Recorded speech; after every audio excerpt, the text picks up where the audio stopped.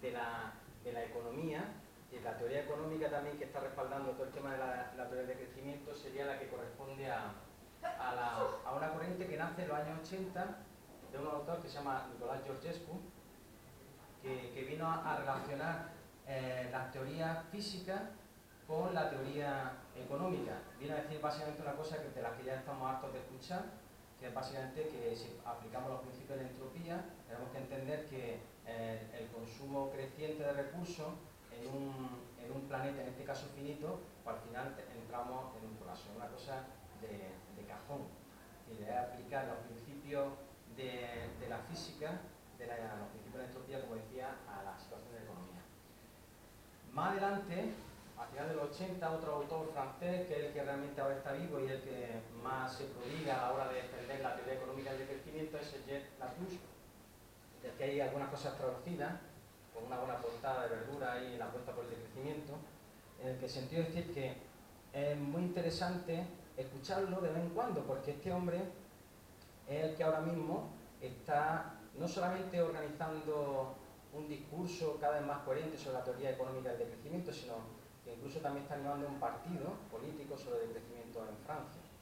Vamos a escuchar un poquito a Xavier Latouche. Está en francés subtitulado.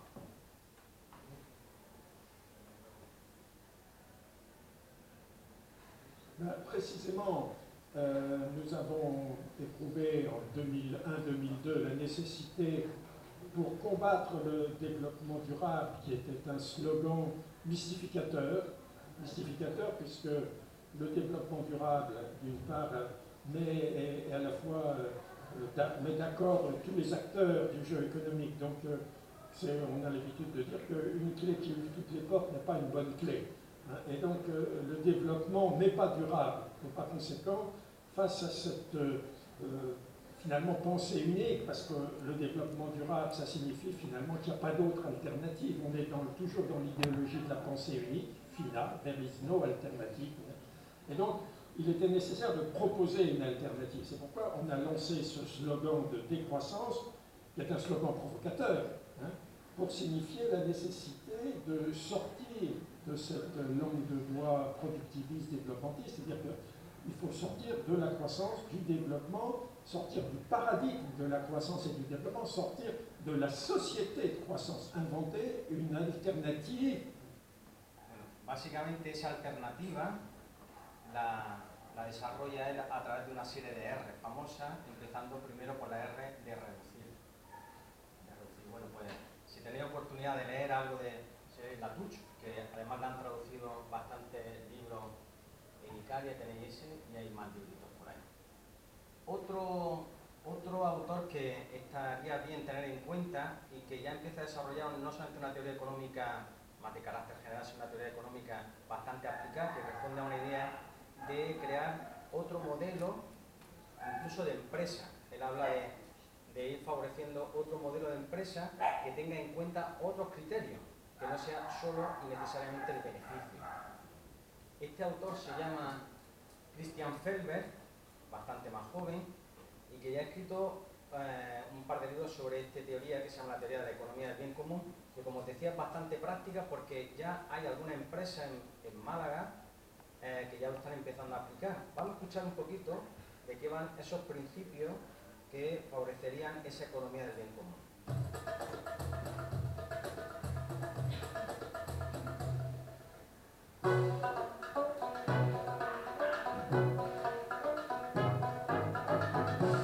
Aunque es austriaco, habla perfectamente el español. Tengo el honor de presentaros un modelo económico alternativo al sistema de mercado capitalista, pero también a la economía planificada.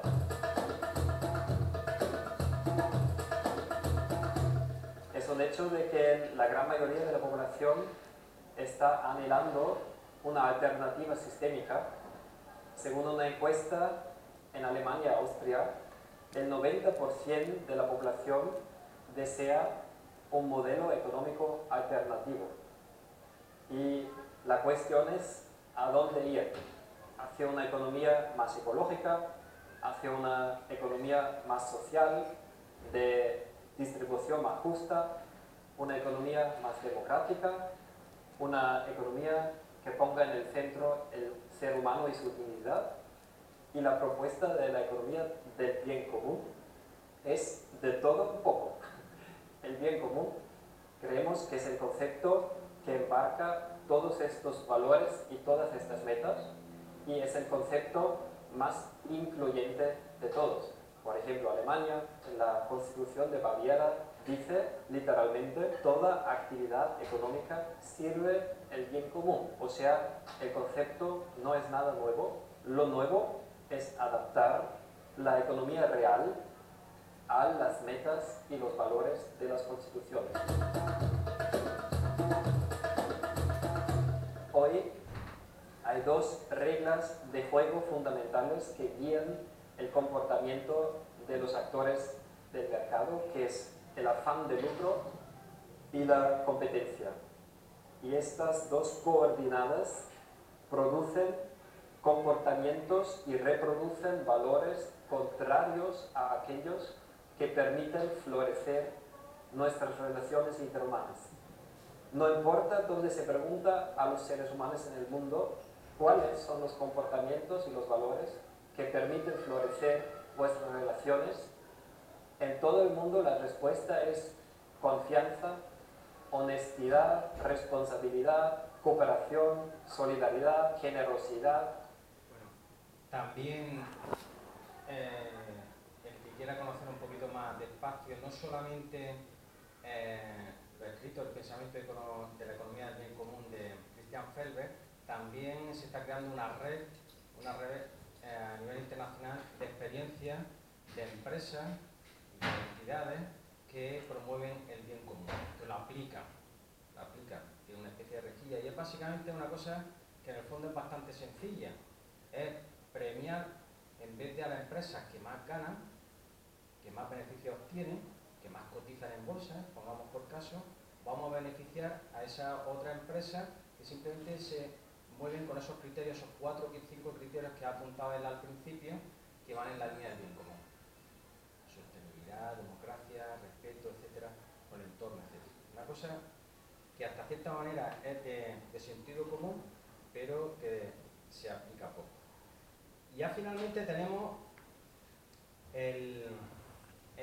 la última pata, la última senda, que nos llevaría al camino de la práctica. Son dos caminitos concretos a nivel colectivo e individual que nos ayudaría a transitar hacia ese otro modelo decrecentista, no productivista, y que viene a concretarse en un movimiento que se originó en Inglaterra, el movimiento en transición, que después básicamente lo que viene a defender son la organización colectiva de pueblos y barrios que consuman el menos CO2 posible. O sea, que contemplen ya el prescindir de un modelo de sociedad de producción y de consumo basado en el petróleo, en la emisión de CO2, etc., ¿no? Entonces, si os parece, esa experiencia que nació, como os decía, en Inglaterra, pues bueno, pues ya está llegando aquí a España, sobre todo en algunos colectivos en Barcelona, en Baleares. Por eso se ha hecho hace poquito una guía del movimiento en transición de Juan del Río, una persona que también está muy puesta. Pero vamos a ver un poquito un vídeo que presenta lo que son el movimiento en transición allí en Inglaterra.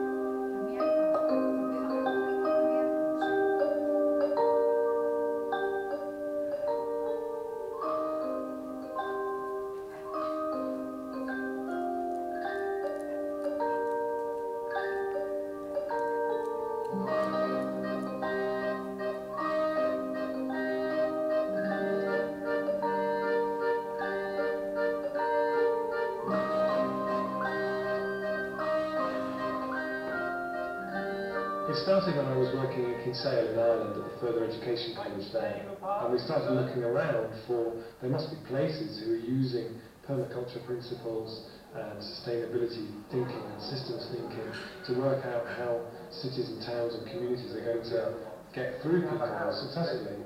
And we couldn't find any, so we just improvised and did a 20-year plan for the town of Kinsale based on the idea that where we got to at the end could be better than where we start from now.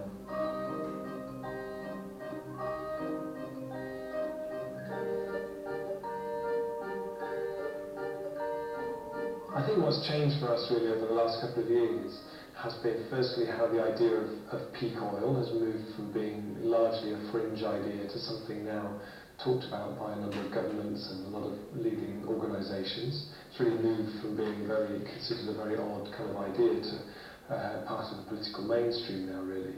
This is a process that you start and you catalyse and you have no idea where it's going to go or what's going to come out of it.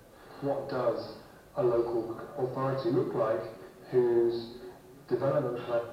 Bueno, básicamente, ¿en qué consiste el movimiento en transición? Consiste en que ciudades, barrios y municipios, como decía, tengan en cuenta el peak oil y intentar consumir, si no nada, lo mínimo en lo que es el petróleo y emisión de CO2, ¿no?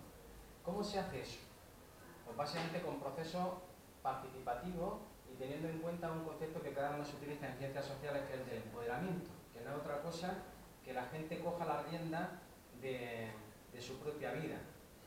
Procesos participativos que requieren la implicación de personas y favorecer procesos no solamente participativos, sino de autogestión, que la misma persona, el colectivo, un barrio, sea capaz de autogestionar y tomar las decisiones por sí mismo. El empoderamiento, la soberanía, por resumirlo así en tres grandes ejes, sería en el plano de la alimentación, que es muy importante, en el de la energía y en el de la economía. Propuestas tan interesantes que vayan favoreciendo el concepto de prosumidor, porque las leyes del mercado lo único que han hecho ha sido favorecer la separación entre el productor y el consumidor, favorecer procesos en el que produzca también lo consuma, o al menos cuanto menos acercar al productor al consumidor lo máximo posible, ¿no? Lo que se llama el consumidor. Y finalmente el tema de los huertos, no solamente huertos urbanos, huertos comunitarios, huertos sociales, sino también incluso un concepto que también a mí me pareció interesantísimo y que aquí se practica muy poco, que es lo de los jardines comestibles, que es básicamente la idea de poner plantas que se puedan comer en los jardines y que uno pueda disfrutar en cualquier momento de una de esas plantas. Otro elemento es la soberanía energética.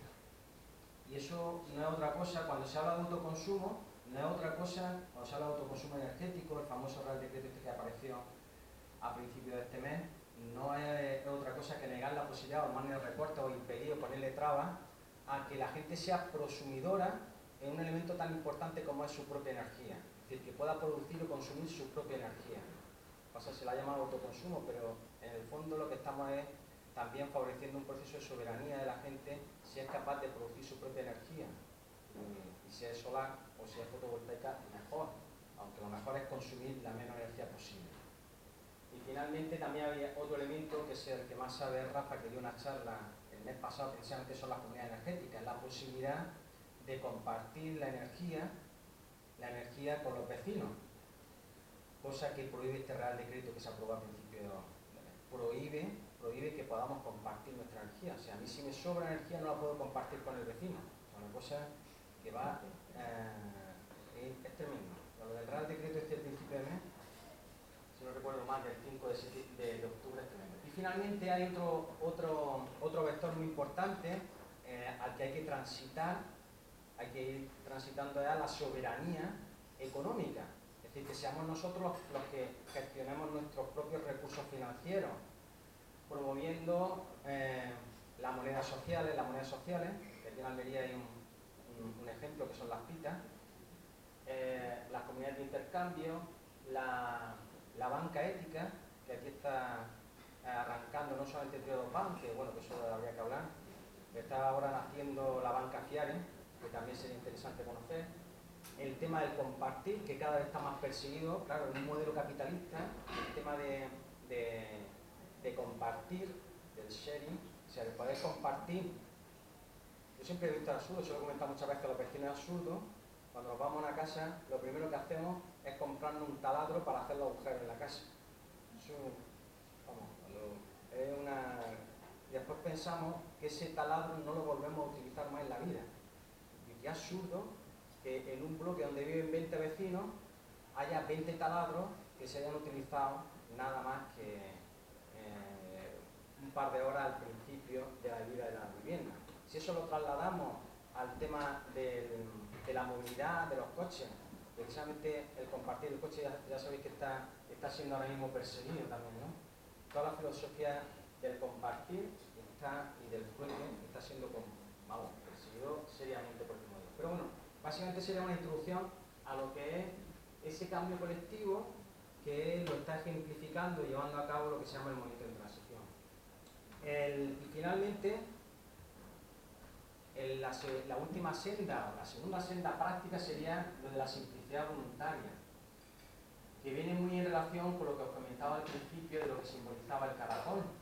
El caracol simboliza el slow life, la vida despacio, lenta, la vida sencilla, que son principios a los que de manera individual deberíamos de ir transitando. O sea, esta sería, digamos, como la transición individual. Si antes veíamos el movimiento de transición como una transición colectiva, nuestra transición individual debería ir en esta línea.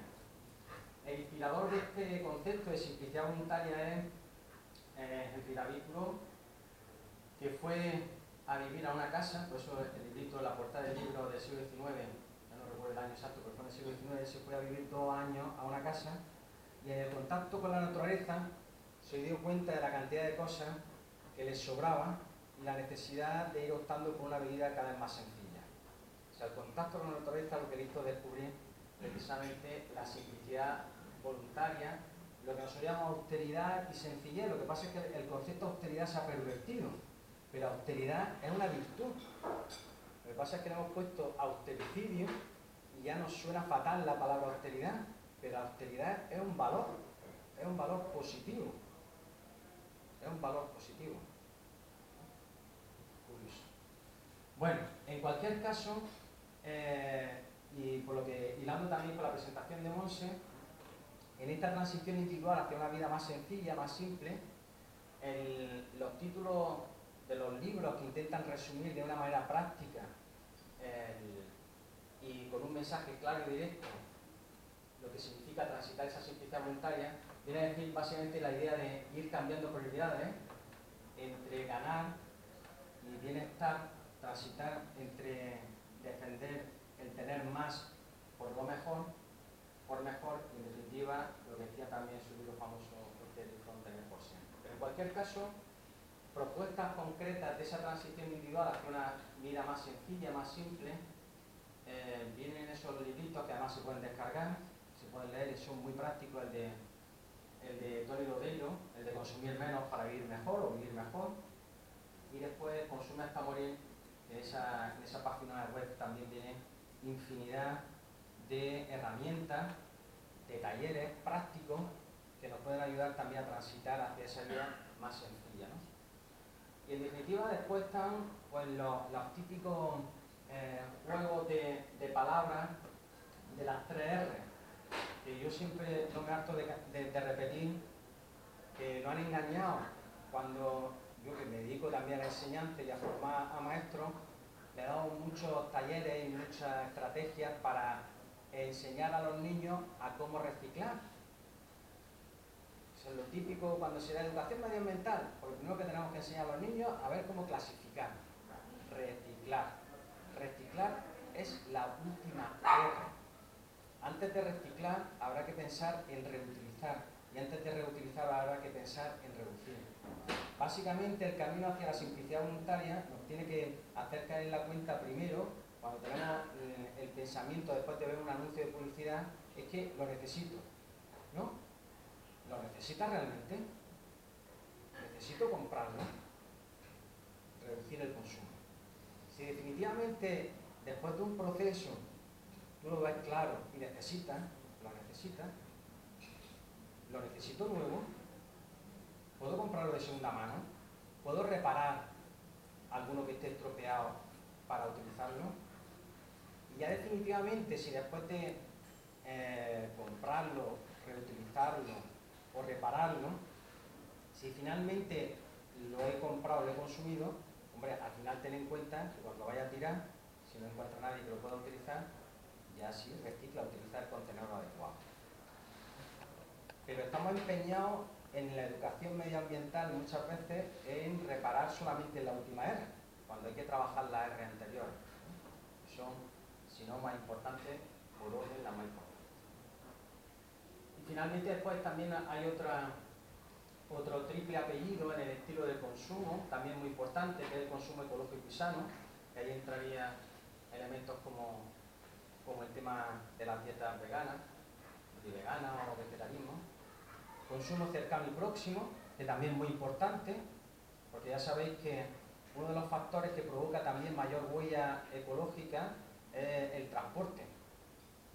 Y muchas veces consumimos sin darnos cuenta que cualquiera de los productos que consumimos tienen su mochila ecológica, es decir, consumir kiwis de Nueva Zelanda, cacahuetes de China, que yo estoy harto, a mí me encantan los cacahuetes y no tengo manera de encontrar cacahuetes que no sean de China, o consumir nueces de Estados Unidos, que no hay manera, hay que rastrear ahí hasta Casa de Juego o algo de eso para encontrar nueces que no sean de Estados Unidos, etcétera, etcétera, etcétera. Te das cuenta que también nos lo ponen difícil, para hacer un consumo cercano y próximo. Y finalmente, un consumo justo, que no significa otra cosa. Aquí en Almería, aquí dio también una charla Julio Castillo, que es un experto en comercio justo, es de las poquitas personas que conozco que es capaz casi de consumir casi el 90% de los productos que consume él son de comercio justo. Y yo creo que todavía le está transitando para llegar al 100%. Se esfuerza, el hombre. Todos los productos, ropa, productos de limpieza, no solamente alimentación. Comercio justo significa no otra cosa que detrás de la producción de ese producto no hay ni mano esclava, ni explotación medioambiental ni de personas, etcétera. No hay 5 principios del comercio justo. Pero vamos, que no hay caso. En cualquier caso, también este es el camino hacia la simplicidad voluntaria, que digamos que es el gran reto. Y yo creo que lo más difícil, que yo creo que ahí también, abundando en lo que decía Luis, es lo más difícil. Es lo más difícil. Por eso, hay que, ya con esto terminamos, tenemos que ir construyendo una pedagogía sobre el decrecimiento.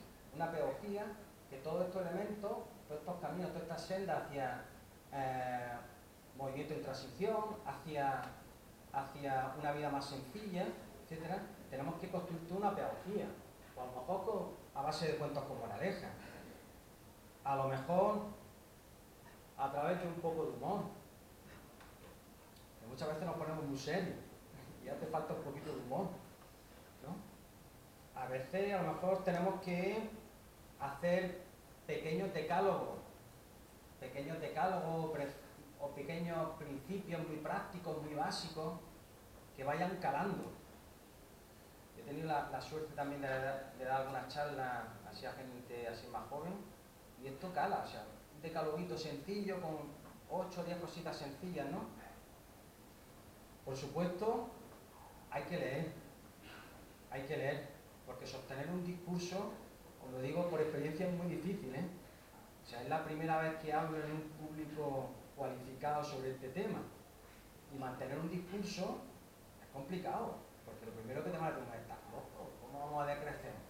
Que ahora te va a complicar la vida para consumir menos. Es que va a vivir mejor. O sea, complicado mantener un discurso. Por eso es interesante leer. Y después también, finalmente también, hay que formarse, no solamente leyendo, sino también compartiendo espacios como este, cursos, charlas. Tuvimos también la suerte en el mes de julio de contar con Jorge Riesman, que fue uno de los impulsores de La Última Llamada, que también está animando charlas y cursos por toda España sobre este tema. Y finalmente, ya para acabar, a lo mejor hay que hacerlo también con música. Estamos aquí, no sé si lo habéis escuchado, no se lo habéis escuchado, y los ecologistas lo habréis escuchado seguro, pero bueno, como aquí a lo mejor no todo el mundo lo conoce, pero este rap del decrecimiento ecologista en acción, la verdad es que es todo un resumen de ese momento en transición, de ese camino hacia la simplicidad voluntaria en una vida más sencilla.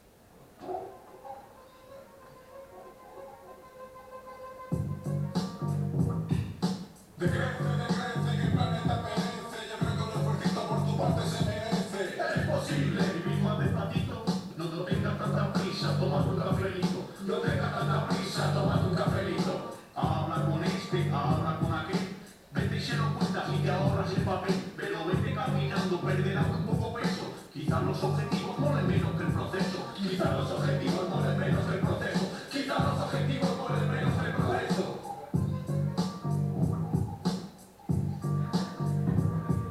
Decrece que el planeta perece. Podríamos viajar menos. ¿A ti qué te parece? Cantando bajo coste, oferta de fin de semana, lo petando de CO2, me vaya esta puta cara. Y si hablamos de autovías, entonces ya ni te cuento. Estamos de Victoria en catálogo de cemento.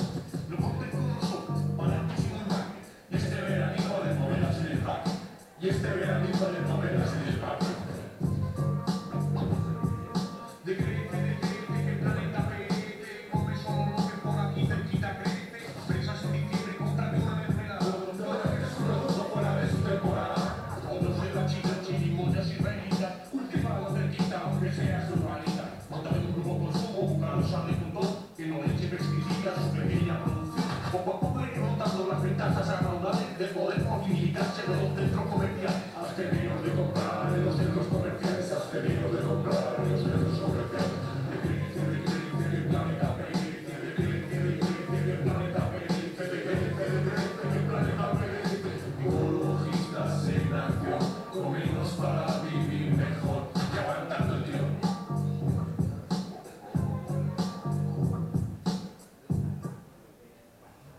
Pues listo, nada, que gracias por estar aquí un ratito. Y ahora yo creo que es el momento de abrir una pequeña tertulia, ¿vale?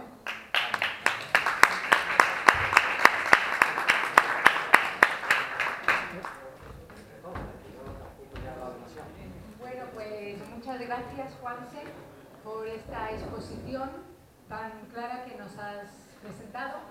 Y bueno, y también muchas gracias por este rap del decrecimiento, que a mí me encanta.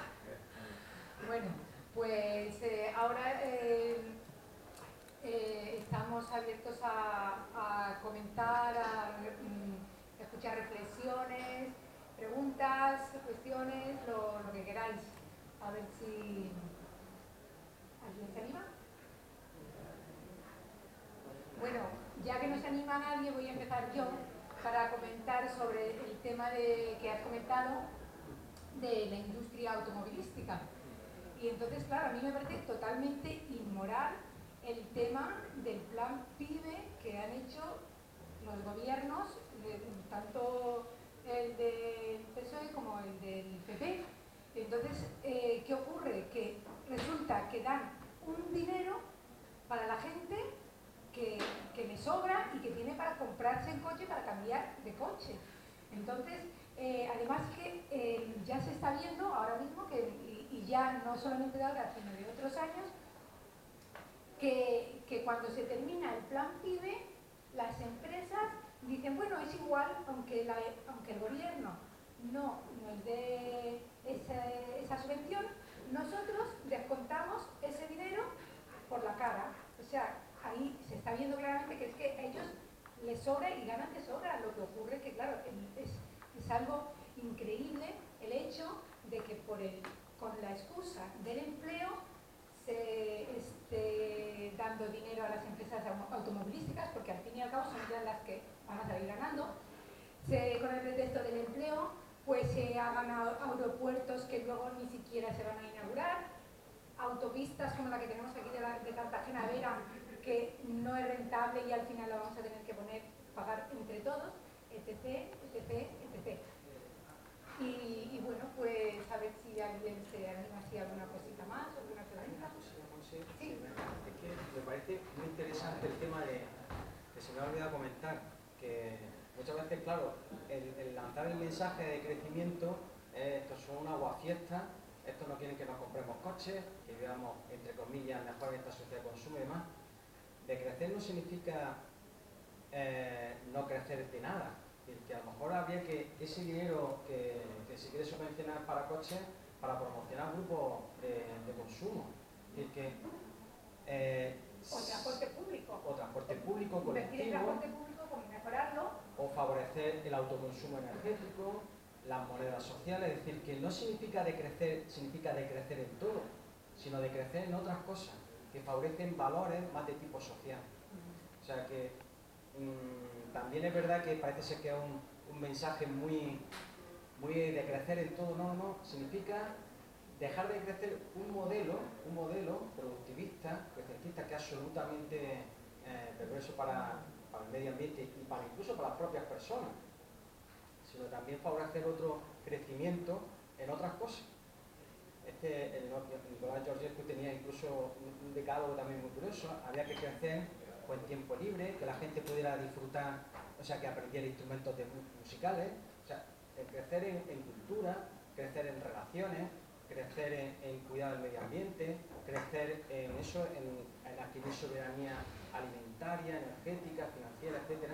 O sea, que no significa decrecer en todo, sino optar por otro modelo en el que lo que se aspira a crecer en otras cosas, ¿vale?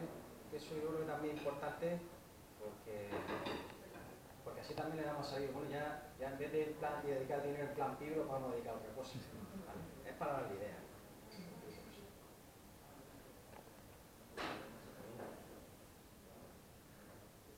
Bueno, yo recomendar, al hilo de la parte económica y financiera que se ha tratado en esta exposición, recomendar también una película muy interesante que se llama El concursante. No sé si la habéis visto, la del concursante.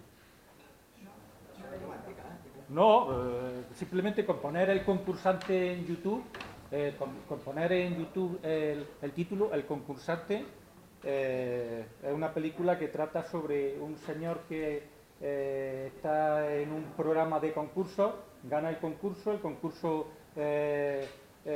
supone que gana un yate, gana una casa, gana un viaje alrededor del mundo y después poco a poco cómo se va destruyendo sus relaciones humanas, su vida y al final termina en la bancarrota y suicidándose. No puede ser tía. Es un spoiler como intemporáneo.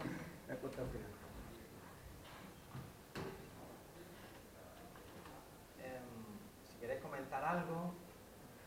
Bueno, con el tema este de lo de compartir, yo que tengo una hermana que vive en Suiza, bueno, yo creo que se me oye bien, yo tengo una hermana que vive en Suiza y entonces allí es costumbre que la gente no tiene lavadora en su casa, tienen una lavadora común de cada bloque de vecinos, que a lo mejor son 10 o 2, yo qué sé, entonces cada uno tiene unas horas para lavar. Tiene unos días para lavar por la mañana, otros días para lavar por la tarde y otros días para lavar por la noche. Entonces yo cuando lo vi me chocó mucho, pero que en realidad muchas veces pues claro, es que son cosas, el tema es el cambiar un poco de idea y sobre todo compartir las ideas. Si a uno se le ocurre alguna cosa, pues compartirlo con los demás para ir cambiando.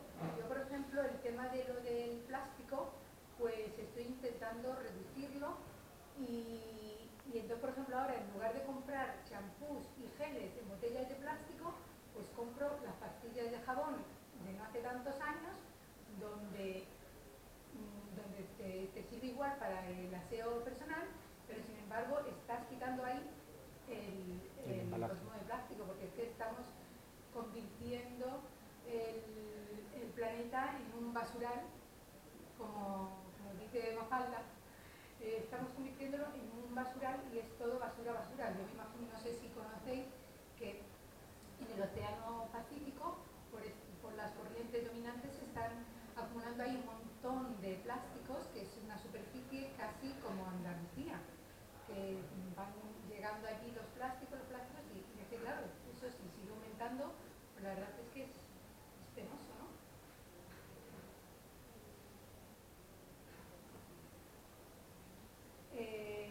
No sé, ¿alguien quiere animarse a decir así alguna cosa más? ¿O qué le ha parecido el tema? Si lo conocían, si... Sí. Sí, yo quería decir que me alegra que haya puesto también el acento en la pedagogía, porque muchas veces se ha quedado en una ideología o encerrado en... No quería.